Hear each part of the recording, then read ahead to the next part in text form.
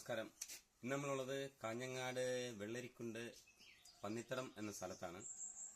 ഒരു പ്രിയ കൂട്ടുകാരനെ തേടിയുള്ള യാത്രയായിരുന്നു.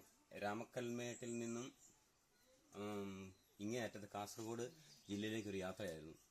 അപ്പോൾ അവനെ 10-25 വർഷം മുമ്പ് കണ്ട ഒരു പരിചയം കേട്ടോ. അങ്ങനെ കാണുമെന്നൊന്നും ഒരു പ്രതീക്ഷയില്ലായിരുന്നു. എങ്ങനെയോ കണ്ടുമുട്ടി. വീട്ടിൽ നമ്മൾ ഇതാണ് ആള്, ജയൻ ചാക്കോ.